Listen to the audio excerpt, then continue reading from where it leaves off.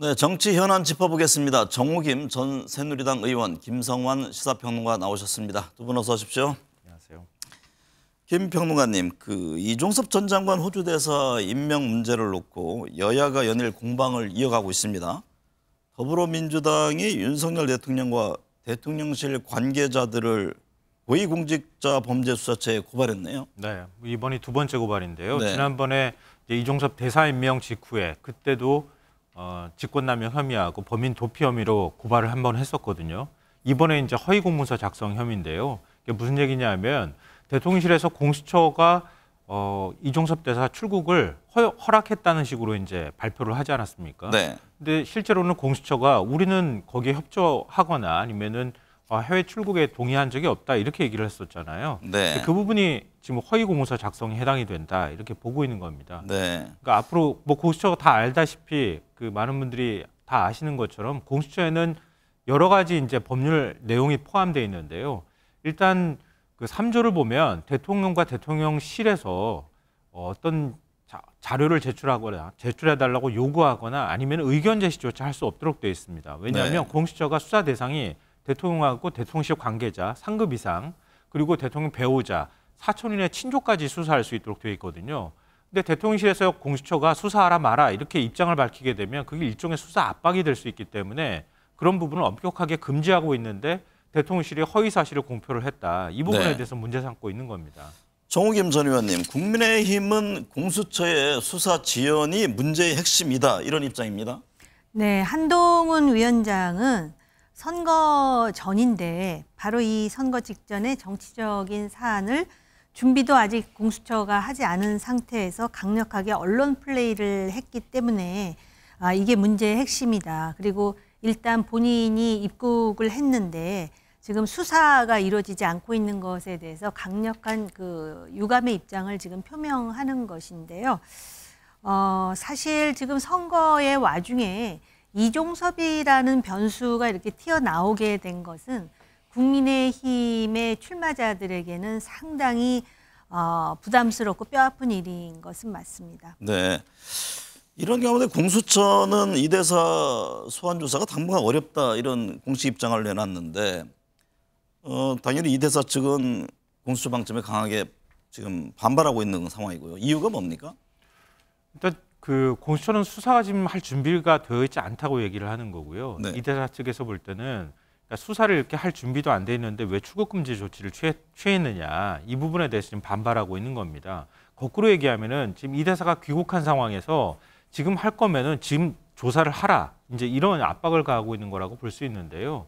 근데 논리상으로 조금 말이 안 되는 게 그동안에 이제 검찰이 출국금지 조치를 취한 경우가 보통 피의자에 대해서는 대부분 출국금지 조치를 동시에 취하지 않습니까? 네. 근데 그거하고 비춰봤을 때도 공수처가 출국금지 조치를 취하는 것에 대해서 문제 삼기 쉽지 않은 데다가 공수처가 소환 조사할 준비가 안 돼 있다는 것도 문제 삼고 있는데 지난 1월에 압수수색을 했다는 거 아닙니까? 근데 이번에 이종섭 대사가 해외 출국하기 전에 휴대폰을 제출했다고 하는데 이미 바꾼 휴대폰을 제출했다는 거잖아요. 그럼 그 이전에 휴대폰은 그럼 어디로 갔느냐 이런 문제가 제기가 될 수밖에 없고요. 그리고 이종섭 대사가 당시 국방부 장관이었는데 수사 외압 의혹을 제기했을 때 근데 그 밑에 있었다고 하는 국방부 차관인 신범철 후보는 지금 총선 출마 중이에요. 네. 그리고 국가안보실에서 뭔가의 메시지를 전했다고 의심받고 있는 임종득 전 국가안보실 2차장 같은 경우에도 지금 단수공천을 받아서 출마를 한 상황이란 말입니다. 네. 그러면 아래에 있는 사람들을 수사하고 난 다음에 국방부 장관 당시에 지금 이종섭 대사를 조사를 해야지 그게 순서가 맞는 것인데 이종섭 대사 지금 밑에 있는 사람들을 조사도 못하고 있는 상황인데 이종섭 대사만 불러서 조사하라 이렇게 얘기하는 것도 수사 절차상 맞지 않다는 거예요. 어쨌든 국민의 입장에서는 이 문제를 빨리 정리하고 싶을 텐데요. 어떤 해법이 있을까요? 일단 이종섭 대사 문제가 지금 선거의 한가운데 17일밖에 안 남았어요. 이제 네. 투표 날이. 근데 아직까지 소환이 되지도 않고 계속해서 이제 대사와 공수처 간의 공방이 이루어지고 실제로 당에서 할 일은 다 했습니다. 그러니까 대통령실을 향해서 그 이전에 이제 시민사회 수석의 굉장히 부적절한 발언도 있지 않습니까? 그것에 대해서도 잦은 사태로 정리가 필요하다. 그다음에 이종섭 대사와 관련해서는 빨리 귀국해서 조사를 받으라는 입장이었는데 그래서 결국은 그 요구가 받아들여져서 지금 들어와 있는 상황이기 때문에 당이 할 수 있는 일은 없습니다. 근데 공수처가 지금 준비가 되어 있지 않다고 하고 이종섭 대사도 총선 전에는 다시 출국할 계획이 없는 것으로 알고 있는데요. 사실 이거 자체로 지금 문제가 해결되었으면 좋겠으나 중요한 건 유권자들의 이제 반응 아니겠습니까? 네. 그런데 실제로 사실 국민의힘이 공천이라든지 모든 과정에서 민주당보다 잡음이 덜했었고 또 나름대로 한동훈 대 이재명의 구도로 나아가는 것 같다가 이종섭 대사 임명과 함께 정권 심판론이 굉장히 지금 확대되는 추세에 있거든요. 그래서 가장 큰 변수가 되고 있기 때문에 이거를 회복시키는 데 있어서 굉장히 고민이 많을 거라고 생각해요. 그리고 날짜가 지금 얼마 남지 않았기 때문에 내부에서는 이거 자체가 가장 큰 고뇌가 아닐까 이런 생각이 들어요. 말씀하신 대로 채 3주 남지 않은 총선인데 정부 지원론이냐 견제론이냐 이런 묻는 여론조사에서 지원론이 36%, 견제론이 51%로 응답을 했습니다. 지역구 표심에 이 같은 흐름이 반영이 될까요? 그러니까 지금 상황으로는 그럴 수밖에 없다 이렇게 말씀드릴 수밖에 없는데요. 왜냐하면 이게 이제 양 당으로 결집되어 있는 지지층에서만 나타나는 현상이 아니라 중도 부동층에서도 똑같이 이런 현상이 나타나고 있다고 하는 거예요. 그리고 이 격차가 지금 더 벌어지고 있다고 하는 게 더 심각한 문제인데요. 그러니까 과거에는 뭐 1년간 흐름들을 볼 때 이 격차가 좁혀졌을 때 지금 그래픽에도 나왔지만 9%포인트까지 좁혀지기도 하고 어떨 때는 또 6%포인트까지 좁혀진 적도 있어요. 근데 지금 15%포인트라고 하는 건 한 지난 1년 동안의 격차 중에 가장 많이 벌어진 겁니다. 지원론하고 견제론이. 이 격차가 벌어진 게 그냥 한순간에 확 달라붙거나 이렇게 하지는 않는다는 거 하는 거예요. 그러니까 중도 부동층까지 좀 정권 심판론에 기울어졌다고 하면은 아무래도 이게 자연스럽게 지역구 투표에 연결될 수밖에 없다 이렇게 보는 거는 뭐 불가피할 것 같습니다. 정호김 의원님, 국민의힘 한동훈 비상대책위원장이 주말 외부 일정을 줄이고 지지율 반등 또 주요 격전지에 대한 전략을 고민하고 있다고 하는데요. 전국 의대 교수협의회와 만남을 갖기도 하고요. 수도권 위기론 국민의힘 어떤 구상을 할까요? 지금 한동훈 위원장이 본인 스스로가 이제 9회 말 투 스트라이크 상황인 것 같다 이렇게 이제 자신의 입장을 이야기하고 총선 날까지 최선을 다해서 그 유권자들에게 표를 호소하겠다라는 입장이고요. 지금 당장 그 의대 논란과 관련해서는 25일이 하나의 분기점이에요. 왜냐하면 25일 날 이제 전국의 의대 교수들이 사직을 하고 또 이들이 그 의사로서의 법정 근로시간을 52시간으로 이제 제한하겠다라는 거 아닙니까? 그래서 오늘 4시에 한동훈 위원장과 전국 의대 교수 협의회가 이제 대화를 합니다. 사실은 이 대화도 좀 더 신속하게 이루어졌으면 어땠을까라는 생각이 있어요. 예정대로라면 지금 이제 대화를 하고 있겠죠.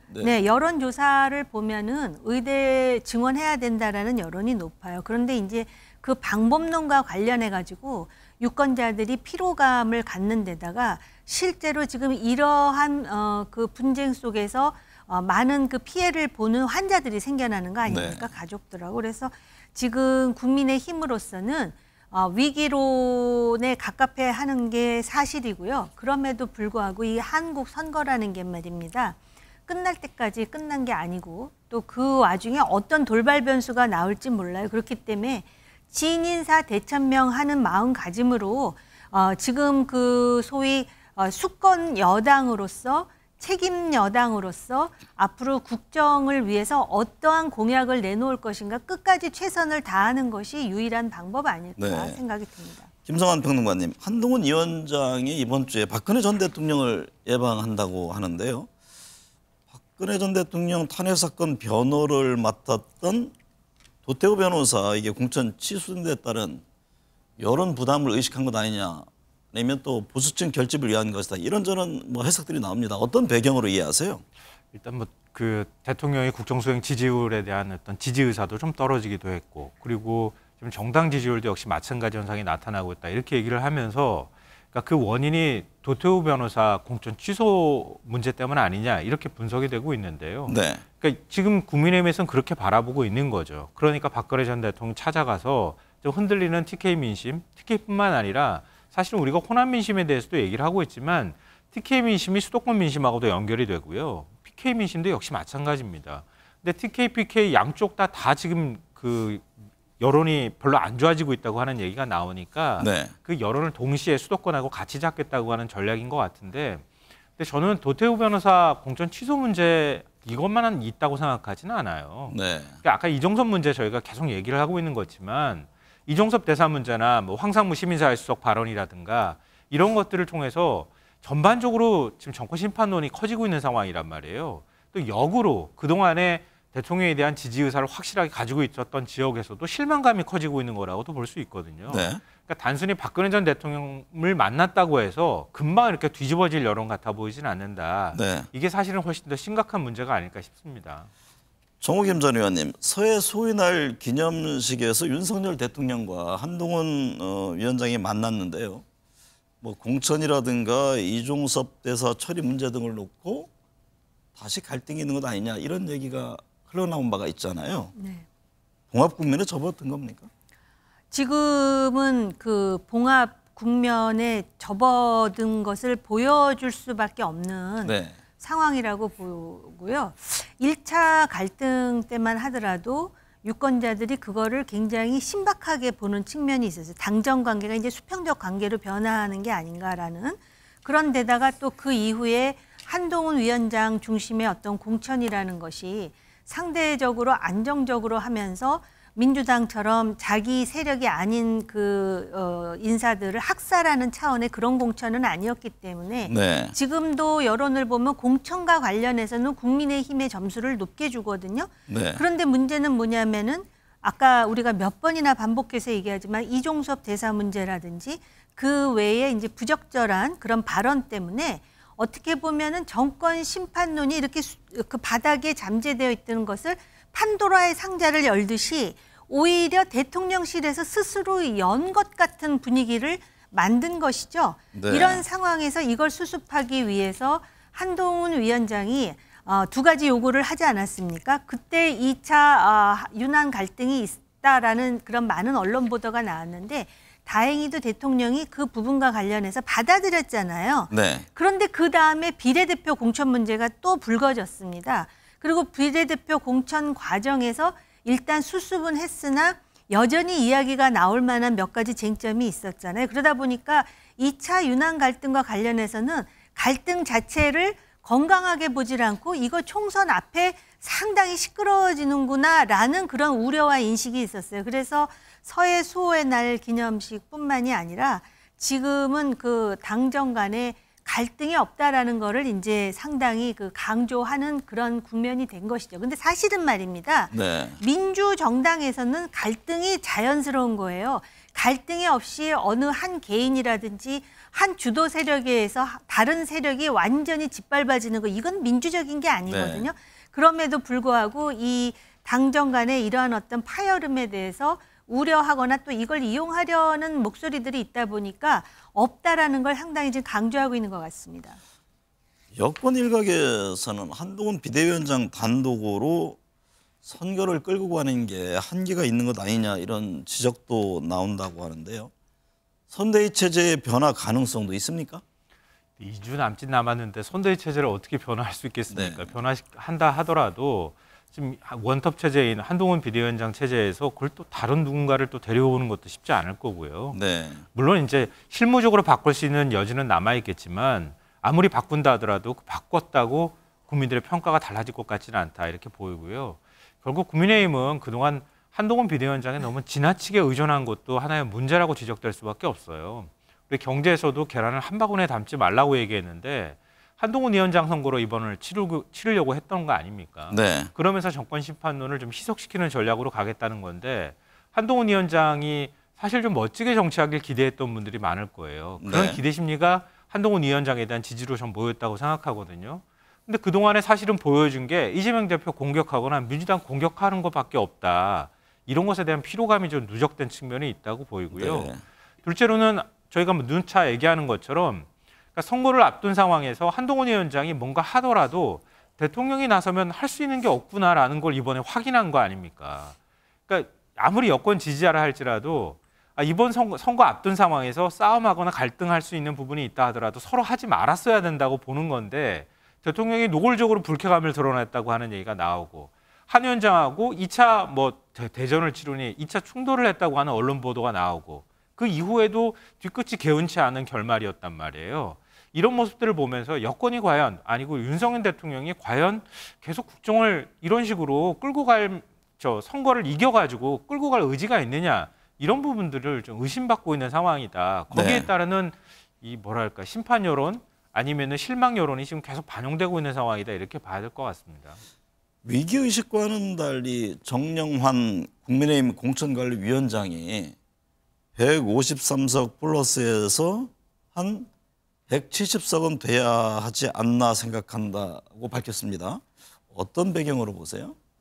그러니까 책임 정당으로서 네. 국정 운영을 원활하게 하기 위해서는 그러니까는 153석 플러스에서 170석이 될 것이다가 아니라 돼야 하지 않나라고 네. 생각한다라고 가반은 하지 넘어야 않습니까? 된다. 근데 이제 보통 일반적으로 이렇게 그 지지자들의 경향성을 보면 보수 지지자들은 어떤 식으로든 선거일에 투표장에 나온다라는 그런 통념이 있지 않습니까? 그러니까 네.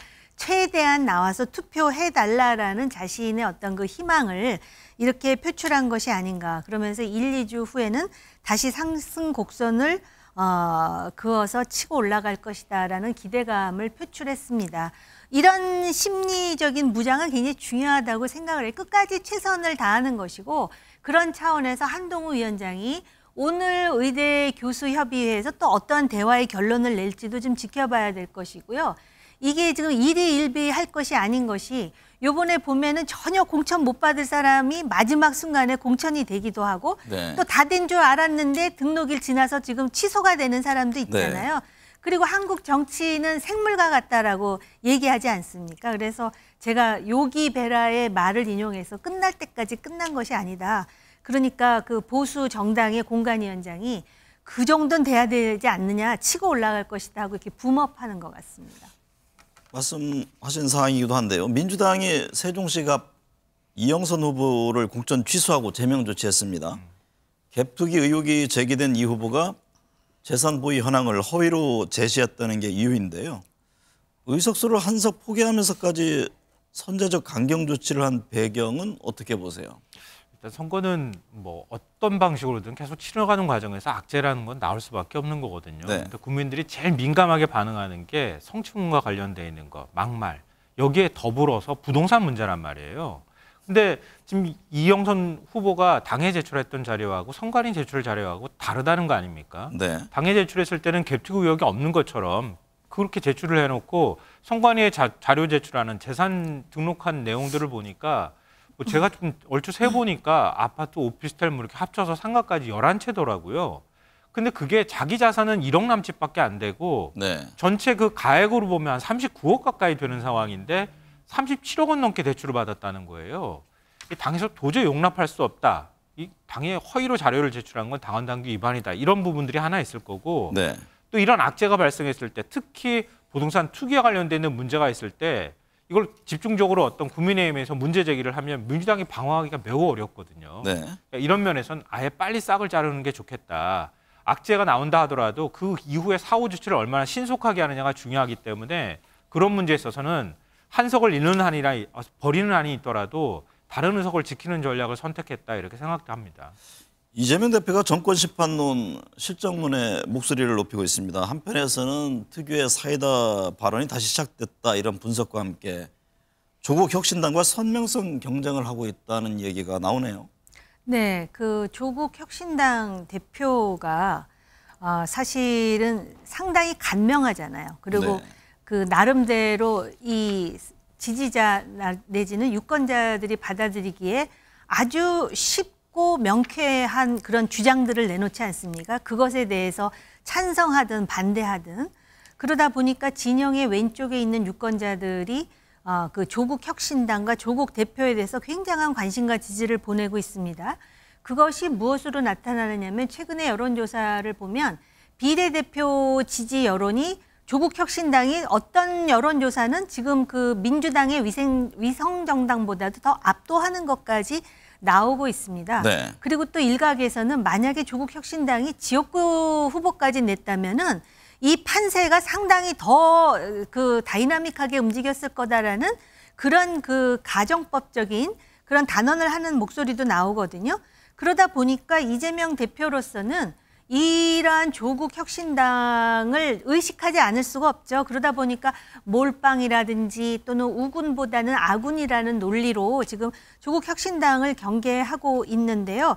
그래서 이제 뭐 그 사이다 발언을 하다 보니까 이 발언 자체의 수위가 상당히 넘나드는 그런 그 발언도 합니다. 예를 든다면 중국을 왜 집적거려요? 그러면서 그냥 쉐쉐, 중국에도 쉐쉐, 대만에도 쉐쉐 하면 되지. 뭐 이런 말을 해가지고 국민의힘으로부터 또 질타를 당하는데요.